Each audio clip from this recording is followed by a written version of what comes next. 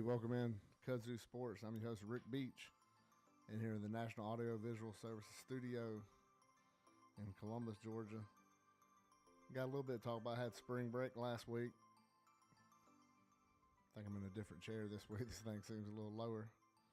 Yeah, got spring break last week. Didn't get on here. Didn't really have much going on coming into last weekend. But hey, since then, I had a couple things. Had a Auburn spring game, soaking wet, cold, rainy, odd format, changes during the middle. Seemed like how Auburn seasons have gone since Gus Malzahn. Wild, crazy, with changes just in the middle of it.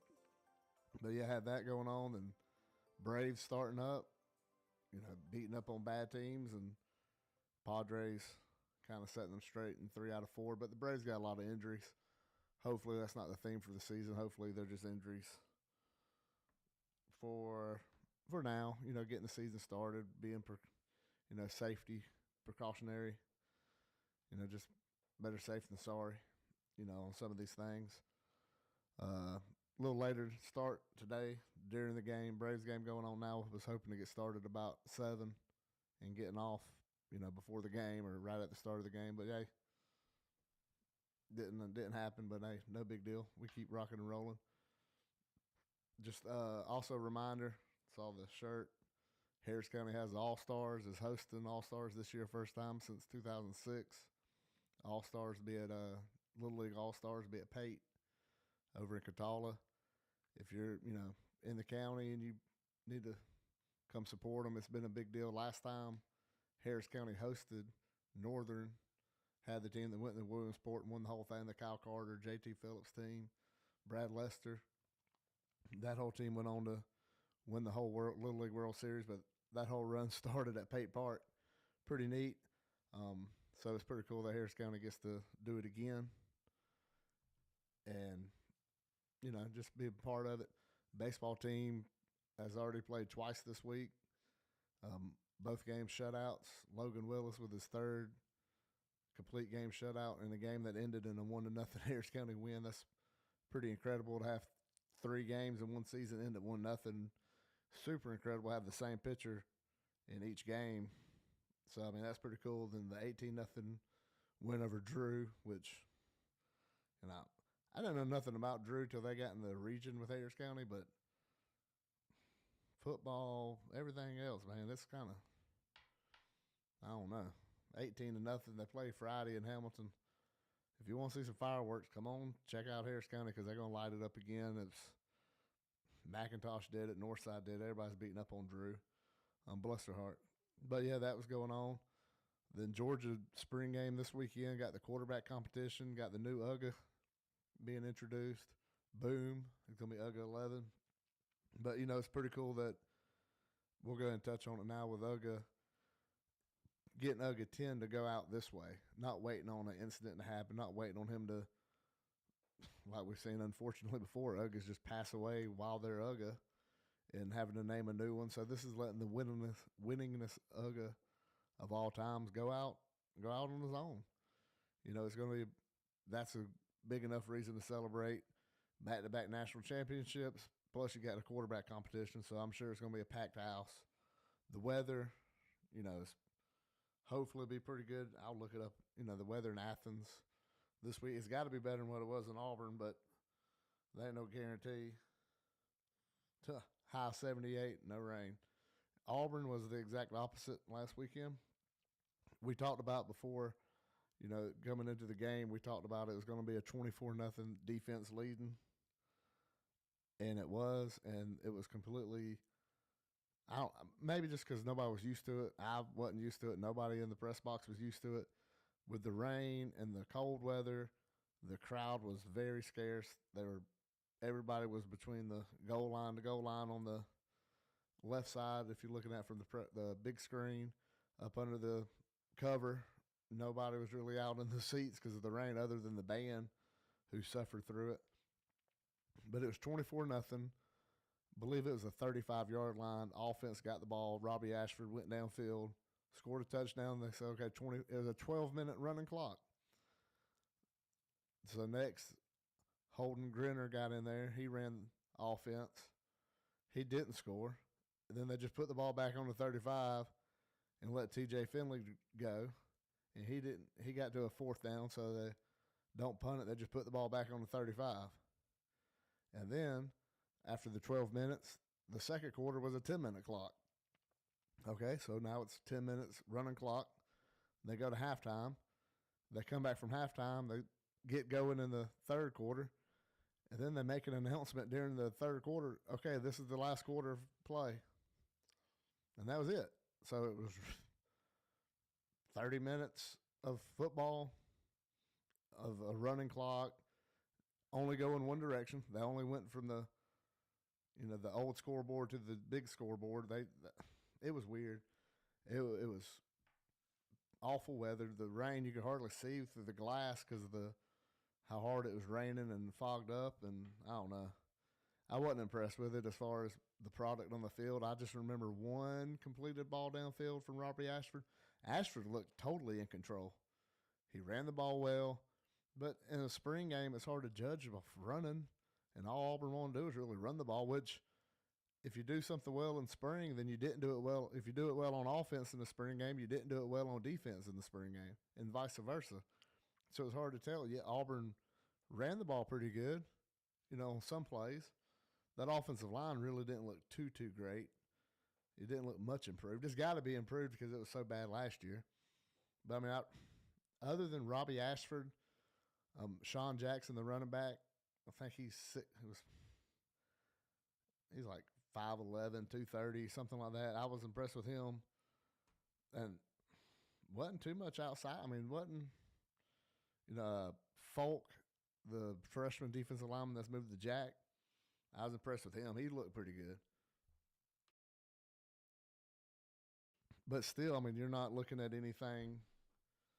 I don't know. I just expected, and with the weather, it's hard to say why we didn't see what, I was expecting a little more in the passing game. And like I said, with the weather being what it was, but, Auburn's lacking. We talk about the offensive line, and I crap on that offensive line all the time. But there's no dudes on the outside at wide receiver either. There's no big-time wide receivers. And, Robbie Ashford might not be that guy at quarterback that can make things with his arm. We don't know. Having the shoulder surgery, whatever work he had done, I'm expecting a little more than what I saw. He did have the only completed pass, and it was pretty good, but I don't know. I just expected a little more out of him offensively other than just running the ball. I mean, that's all they could do was run it, and, it's not that fun. You see talking heads have already been talking about if Brock Vandergrift don't get the job at Georgia, he could transfer to Auburn, growing up an Auburn fan. But, okay, if he did, unless he brings some offensive linemen with him, brings somebody to play wide receiver with him, I don't think quarterback's the only thing that's just going to fix Auburn. I don't think it's set up to where a quarterback could come in and everything. Cam Newton ain't walking back through that door. I don't think there's a quarterback like that out there that could just walk in and changes everything. And even then, with Cam Newton, you still brought in Nick Fairley on the defensive side of the ball, and that helped a whole lot. But it got overshadowed by the star quarterback on the offensive side of the ball. So, I mean, I don't know. I think Auburn is going to end up being where they want to be, but maybe not in year one where I thought they would be. Maybe it's going to take a little bit longer than I expected. And I think Auburn fans finally, okay, not Auburn fans, the boosters and the people like that at Auburn are going to realize, okay, this might take a couple years. Let's not just cut bait and get another coach. Give Hugh Freeze a little bit of time because this don't look like nothing that's going to get fixed overnight. This is a problem. It's years of bad recruiting, mediocre recruiting for a couple of years with Gus, then horrible recruiting, and Gus, and now Hugh has to fix it pretty quick. And can he? Probably so. He's an experienced coach. He's been around the block a while. He can fix it. Now, is he going to be able to put it on the level that Auburn fans, that top level year in, year out? I don't know if he's that guy, but I think he can get you where you want to be to an extent. He can get you competing for SEC West, competing for SECs, pretty consistently. And with expanded playoffs, I keep hitting on it. With expanded playoffs, he can get you in that top 12 on a yearly basis, give you a shot to get into the playoffs, and you never know, especially if Auburn can get to hosting a playoff game. I'd love to see Jordan-Hare at night in a playoff atmosphere. That would be crazy. That would be awesome. So, yeah, that's what Auburn's lacking. The spring game was lackluster at best, but, it's a spring game in the pouring rain. I don't know. I mean, I was at the Georgia game in 2008, and it rained. They threw the ball around, but they also had Matt Stafford and A.J. Green and no Sean Marino. They had, an NFL team out there, so they was able to do some things, and Auburn don't. I mean, it's where Auburn is right now. Defense, I could see being okay. I mean, I don't think, I do think replacing Derek Hall and Colby Wooten and Owen Popo is pretty tough, and it's going to take a little bit of time, but Auburn has that with their schedule. I mean, I know they got a road game week 2 going to Cal, but that's Cal Berkeley. They should go in there and be able to beat them pretty good. So with UMass and Cal and Sanford on the schedule, they should be able to get things rolling. Hopefully pretty quick for Auburn. And then, that's on that one. Braves, I thought they beat the Nationals. And Cardinals, we don't know what they got. They could be really good at the end of the year. I don't think they're where they're going to be when the Braves went into St. Louis and swept them. Beating the Reds 2 out of 3 right now. They got game 3 going now. I don't know what you can say about the Braves right now. I think they're doing better than they have in the past because they've historically been bad starts. They just don't get off to good starts. Historically, right now, pitching's real thin, bullpen's thin, starting rotation. Finally got Kyle Wright back last night. We know he didn't look that good, but this is like his end of his spring training.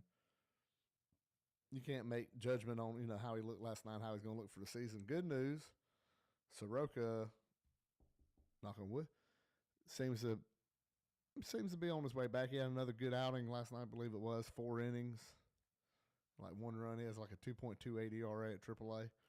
So hopefully he's getting back. When he comes back, just get 5 innings out of him. That's all we need. Get 5 innings in a couple months.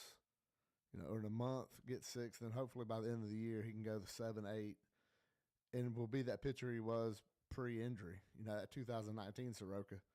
That if he pitches game 1 of that NLDS against the Cardinals, I think we win because we have him in game 5, and we probably don't give up 100 runs in the first inning to the Cardinals.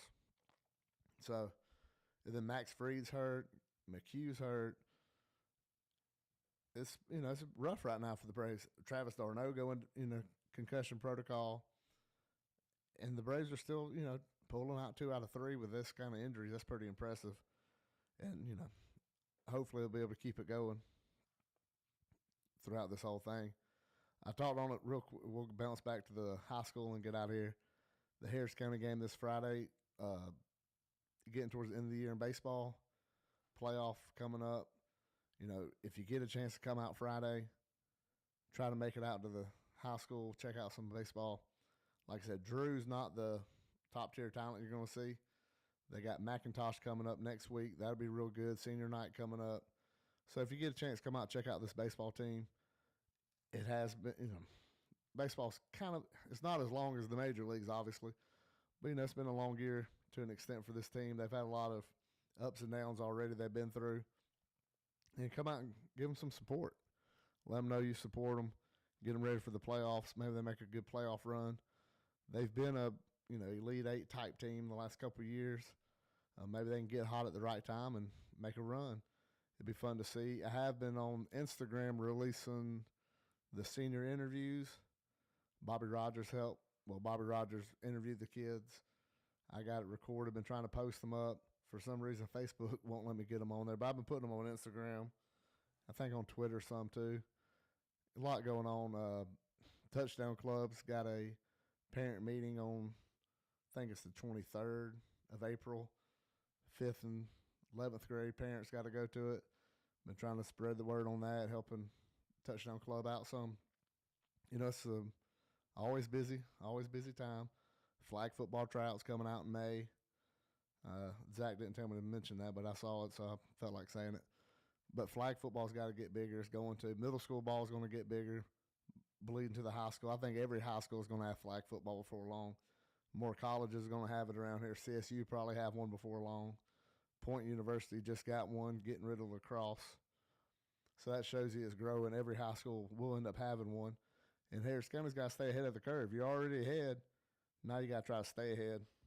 And I think they're doing it. If nothing else, they got the right man in the job with Zach. Really, that's all we got this week. Other than that, I ain't got nothing else. We're going to watch the Braves. They were down 2-0 when I started the show. Ain't no telling what's going on now.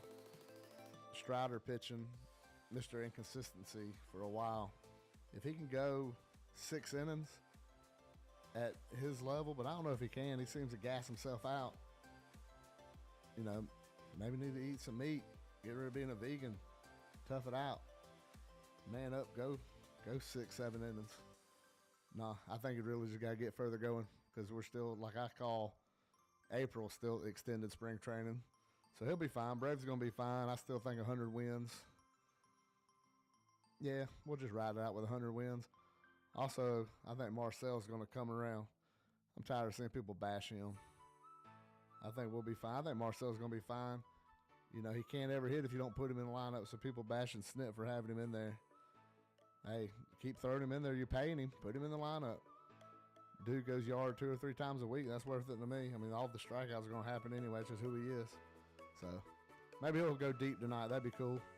If so, I'll try to post it with this video. So, that's all we got this week. I'm going to be back next Wednesday, hopefully 7 o'clock. Come on, hey, hit that subscribe. Subscribe to it right there. The music getting louder, so I got to go.